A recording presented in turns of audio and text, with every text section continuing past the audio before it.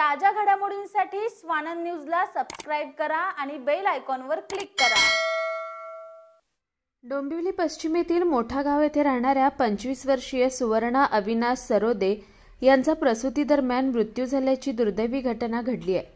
महापालिकेच्या शास्त्रीनगर रुग्णालयात त्यांच्यावर उपचार सुरू असताना रक्तस्राव वाढल्याने त्यांना प्राण गमवावे लागले। मात्र त्यांच्या कुटुंबियांनी डॉक्टरांवर हालगर्जीपणाचा आरोप केलाय। सुवर्णा सरोदे या गर्भवती होत्या आणि त्यांना 11 फेब्रुवारी रोजी प्रसूतीसाठी महानगरपालिकेच्या शास्त्रीनगर रुग्णालयात दाखल करण्यात आलं। डॉक्टरांनी त्यांच्यावर सिझेरियन शस्त्रक्रिया केली, मात्र ऑपरेशननंतर त्यांची प्रकृती बिघडू लागली। डॉक्टरांनी रक्ताची कमतरता असल्याचं सांगून त्यांच्यावर अधिक उपचार सुरू केले। काही वेळानंतर त्यांना बाहेर आणून तब्येत सुधारेल असं सांगण्यात आलं, पण त्यांच्या प्रकृतीत कुठलाही सुधार दिसून आला नाही। सुवर्णा यांच्या प्रकृतीत अधिक बिघाड झाल्यानंतर डॉक्टरांनी त्यांना तातडीने सायन रुग्णालयात हलवण्याचा सल्ला दिला। मात्र याच दरम्यान त्यांच्या कुटुंबियांनी लक्षात घेतलं की डॉक्टरांनी त्यांचे गर्भाशय काढला आहे। ही बाब डॉक्टरांनी आधी कुठलाही सल्लामसलत न करता केल्याचा आरोप कुटुंबियांनी केलाय। सायन रुग्णालयात हलवण्याची गरज आहे असं सांगितलं। खरं मात्र या दरम्यान तिची आणि आमची भेट होऊ दिली नाही, त्यामुळे तिचा मृत्यू 2 तास आधीच झाला असल्याचा आरोप देखील नवऱ्याने केलाय।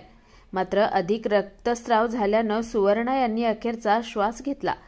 डॉक्टरांनी कुटुंबियांना माहिती दिली की रक्तस्राव थांबवता आला नाही आणि त्यामुळे त्यांचा मृत्यू झाला। या घटनेमुळे कुटुंबीय संतप्त झाले असून त्यांनी शास्त्रीनगर रुग्णालयातील डॉक्टरांवर हालगर्जीपणाचा आरोप केलाय। त्यांच्या म्हणण्यानुसार आम्हाला कोणतीही पूर्वकल्पना न देता गर्भाशय काढण्यात आलं आणि उपचारात निष्काळजीपणा दाखवण्यात आला, त्यामुळेच तिचा मृत्यू झाला। या प्रकरणी कुटुंबियांनी तक्रार दाखल केली असून विष्णुनगर पोलीस ठाण्यात डॉक्टरांविरोधात गुन्हा नोंदवण्यात आलाय।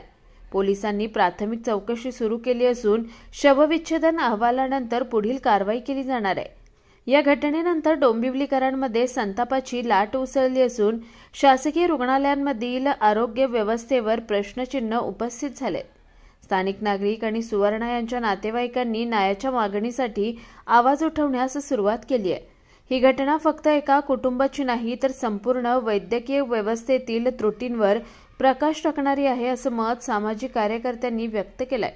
या प्रकरणाची सखोल चौकशी करून जबाबदार डॉक्टरांवर कारवाई करण्यात यावी अशी मागणी सुवर्णा यांच्या कुटुंबियांसह डोंबिवलीतील नागरिक करत आहेत। माझ्या बायकोची डिलिव्हरीची तारीख 20 तारीख होती। 20 फेब्रुवारी मध्ये डिलिव्हरी झाली होती। 5च्या वेळेला आम्ही त्यांच्याकडे दाखवण्यासाठी आलतो। ते काय म्हणले 11 तारखेला एमर्जन्सीमध्ये ॲडमिट करावं लागेल, नाहीतर बाबू आणि ते ऑफ होऊ शकते। मी 11 तारखेला 5:30 वाजता इथे ॲडमिट केलं। 12 तारखेला मला 11:30 वाजता बेबी झाला। पहिले टायमाला त्यांनी सीझर केलं। सीझर केल्याच्यानंतर त्यांनी वरती शिफ्ट केल्याच्यानंतर 10-15 मिनिटांनी तिला भरपूर त्रास होत होता, ब्लड पूर्ण वाहत होतं।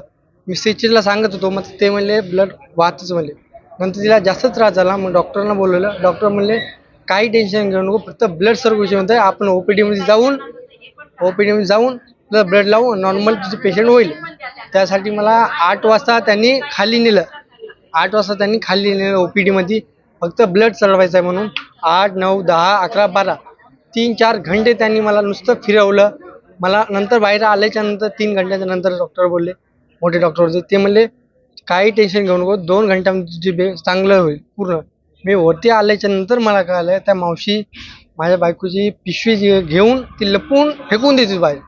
मी तिला विचारलं पिशवी कोणाची, ती मला काही सांगलं नाही। मम्मीला आवाज दिला, मम्मीने तिला पकडलं, पिशवी कोणाची ते सांग।